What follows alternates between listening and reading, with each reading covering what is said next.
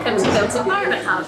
We're a growing network where built environment professionals throughout the region can collaborate and stay on top of the latest research and thinking relating to design, construction, management and operation of everything built environment, homes, buildings, places and spaces. Come and join us over on LinkedIn. Today I'm in conversation with McDougall. Welcome, Ella. Hi. Ella is the Gradspire Project Coordinator for the University of Reading. So Ella has been working with both graduates and SMEs in the Thames Valley.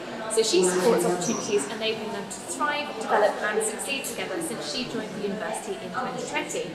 So before this, Ella spent some time working in both the private and the public sectors, including employment coaching roles at 2 different companies. One that provides help for young people and adults, especially those that are vulnerable, into education, employment and training, and another company that provides care and support services to adults with disability and older people in the Berkshire area. So thank you for joining me, Ella. Welcome to the University of Reading's pop-up urban room, Your Place, Our Place. Today we are out and about in the heart of Reading Town Centre. We are in Broad Street Mall. So this is a space that's open to the general public. It is a place for consultation. So it's a place where people can come and talk about their experiences of Reading. Because we're out, it means we don't quite know what's going to happen. It does get a little bit noisy, but we're just going to keep rolling with it. We are here exploring ways for the local community to have a voice on planning processes. So Your Place, Our Place is live throughout March. If you'd like to visit or take part in any of the planned events, you can find out more on Facebook. So you need to search CCQOL, Your Place, Our Place Reading, and also on Instagram at Your Place, Our Place. So have you had an opportunity to have a look around, Ella? What do you think? I have, thank you very much. Yeah, it's really, really impressive. It's incredibly accessible being in the Broad Street Mall. You know, a lot of people walk through here to get to work, perhaps they're doing their shopping, and inside the hub there's boards out with so many different projects, looking at all kinds of different focuses on the community, and it's just very accessible.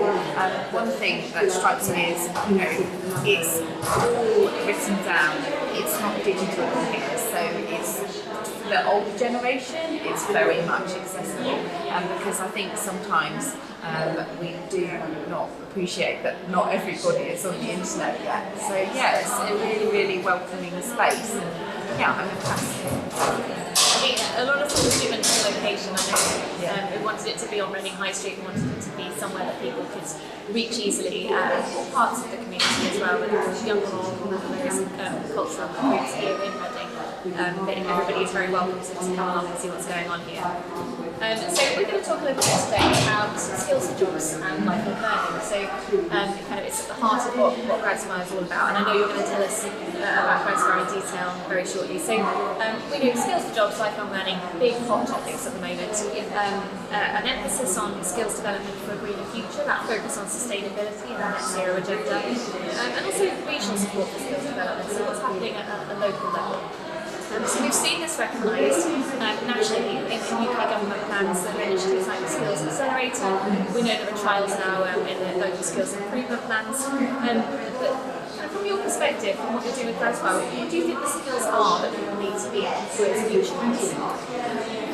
So I think there's a couple of different focuses with regards to skills. So I think first of all we need to take it right back to basics. If we consider what's happened over the last 2 years with COVID, there has been a real big gap with very basic soft skills, you know, office etiquette, communication, everything's been remote, so you know there's been not much opportunity for graduates to take on that experience. So there's a really big gap there, just created by COVID. And second to that, I would like to say that Gradspire is very much thoughtful of diversity and inclusion, and we're really, really keen to make sure that our opportunities are accessible to everyone from whatever background. I feel like there was maybe a bit of a gap with those soft skills I was just speaking about, based on some students not having the opportunity to work for free during their summer. You know, it might be that they may have to pay for their studies by working one, sometimes two jobs. So there was already a bit of a gap, but because of COVID, I think those basic soft skills are a focus for us within the initiative.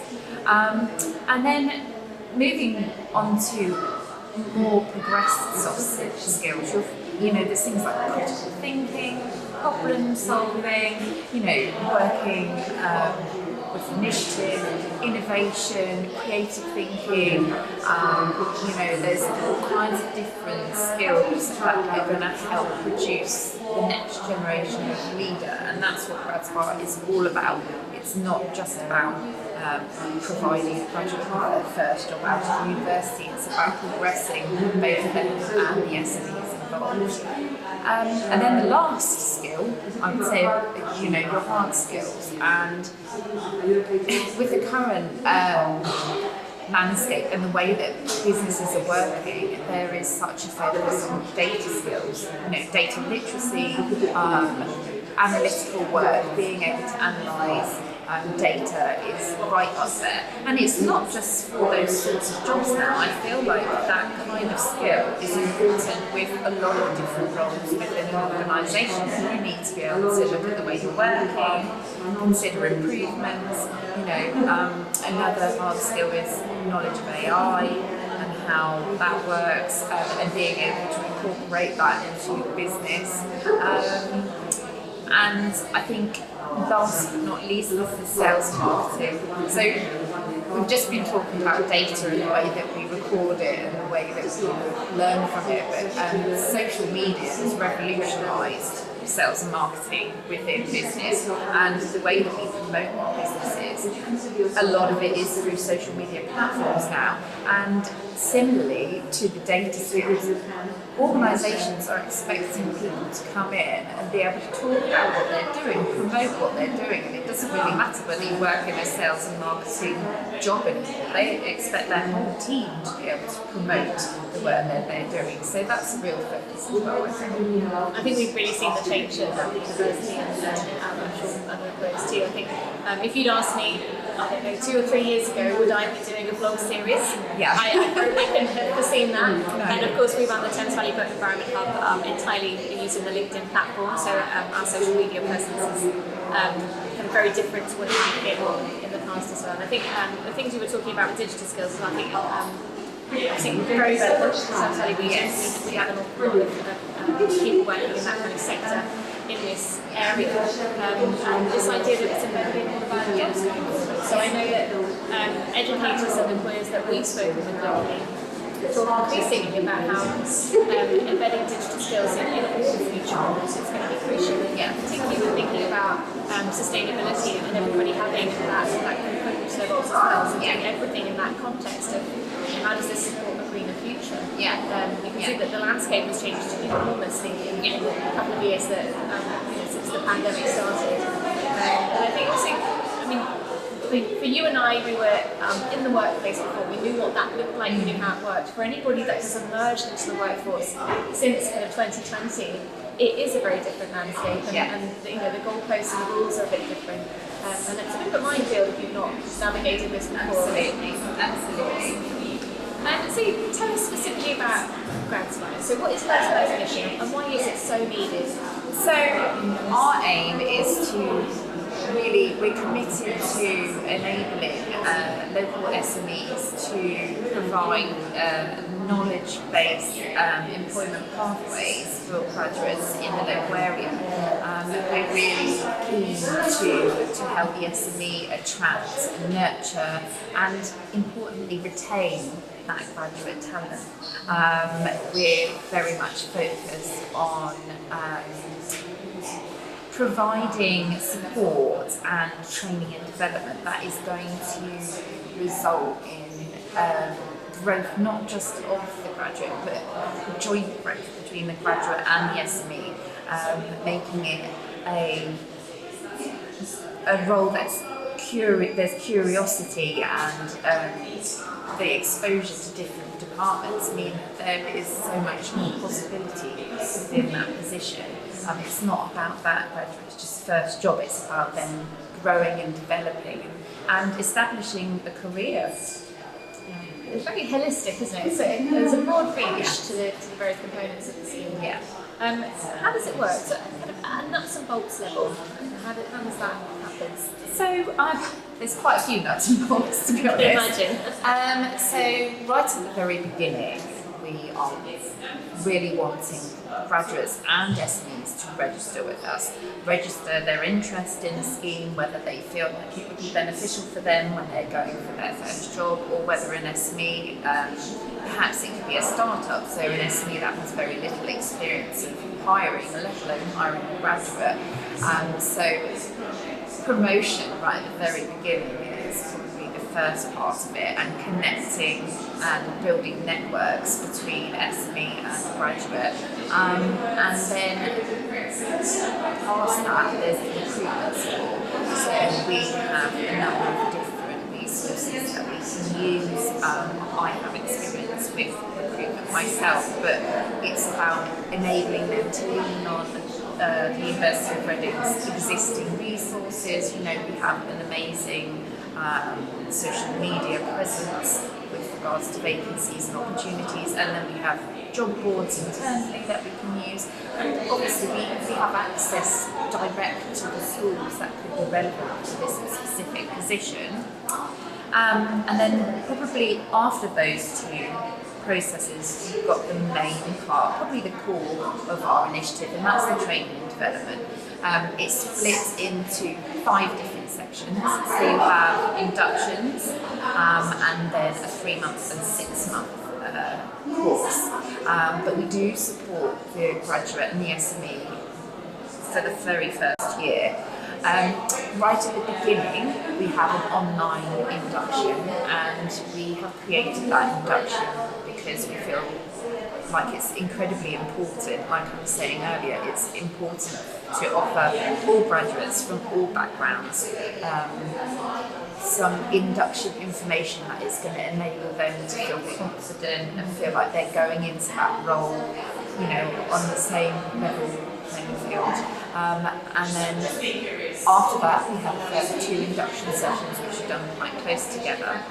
And then the 3rd and 4th section of our initiative is very much about the graduate and their manager working with each other and working out ways of that role evolving, about them building a career within the organisation. It includes a 100-day plan where they can look at different departments to work in. Perhaps they could shadow people that they didn't think they would, and benefit from that exposure.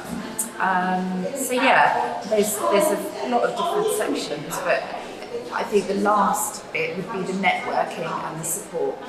We hope to facilitate throughout this process forums, cohorts, so an SME cohort, but also a graduate cohort, so that people who perhaps have joined a smaller organisation where there aren't that many staff for them to speak to, they have that community, they have that opportunity to exchange experiences and feel like if they feel like there isn't someone within the organisation that they can ask a question, they can go to their cohort group and speak about things that might be on their mind, and they can learn from each other. So yeah, it's a circle really, a community of different supporting services. And community is so powerful. I mean, we see that all the time at the university. It's kind of primary purpose of the Thames Valley Built Environment Hub. It's about bringing people together. It's about connection. We know that there's real power in that. So when we bring together business with academics and others from the non-academic community, we know that we're able to tackle real-world challenges in an entirely different way. That the power that comes from bringing people together is just enormous. And we see the difference in the companies themselves. We see how they innovate to grow. We see individuals in academia who are able to apply their research to real-world challenges, and see how it makes a difference when you take that outside of the university walls. So it's a very, very powerful thing, bringing people together. Yeah. In terms of the very kind of main benefits, the key messages, so for any businesses that are watching this today, or any employees at businesses who think, hold on a minute, I think this is right for our company, I think I'm going to talk to my manager about this. What are the key benefits? What's that kind of take-home message for Gradspire? I feel like the support with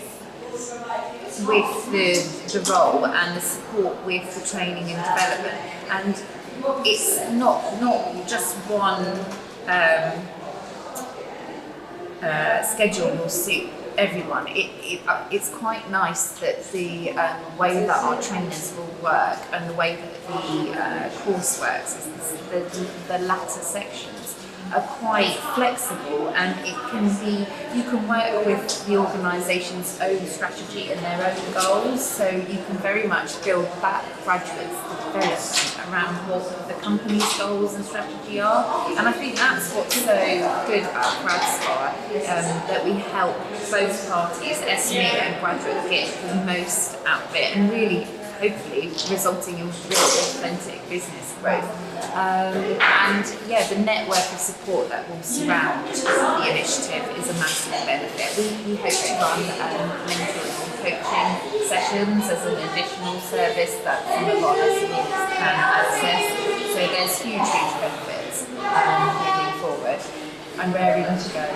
It sounds like it really is quite tailored to the businesses that want to get involved. Yeah. They come, they talk to you, they hear about what it is that Gradspire can do, and then you work out a program that's going to work. Yeah, and it's important to remember if an organisation has already taken on a graduate, so they've got past experience before, it doesn't mean that we're not interested in them going through us. In fact, I think for our pilot, it would be really, really useful having an organisation who has experience of going through the process without the support and then using our initiative. It would be great to pick up some case studies based around that. And then second to that, it's important to remember that the initiative isn't just for Reading University graduates, it is for graduates globally. Our main focus with Gradspire is to support the local SME community and enable them to really get the most out of the recruitment process. I mean, you mentioned a pilot there, so let's talk more about that. I know it's been a long time coming, right? So Gradspire, it hasn't happened overnight. There's been a lot of thought and a lot of planning going to this particular scheme. And I know, Ella, you're really excited to announce that there is a pilot this summer. Businesses can now get involved, they can sign up. Yeah. How do they do that? So I would suggest first point is emailing me. My email address is gradspire@reading.ac.uk, and just registering interest. I am in the process of developing a website, and you will be able to register online when that is published. But at the moment, we're going to start to send out newsletters with updates about dates for when we're looking to go live. But I mean, the development of the training is going to be happening over the next coming months, so we'll definitely be looking for people who want to get involved and who might have a vacancy that they're interested in putting into the initiative sort of end of summer. So it's a real watch this space, and get in touch with Ella. Drop her a line on that email address, gradspire@reading.ac.uk. Right? And we also have a LinkedIn page, and I'm posting on there very regularly with updates. So. Brilliant. Thank you so much for joining us today, Ella. We will, of course, promote Gradspire's LinkedIn page on the Thames Valley Built Environment Hub LinkedIn page as well, so you can find the details there. For more vlogs in the In Conversation with series, you can follow the Thames Valley Built Environment Hub on LinkedIn, and thank you for watching.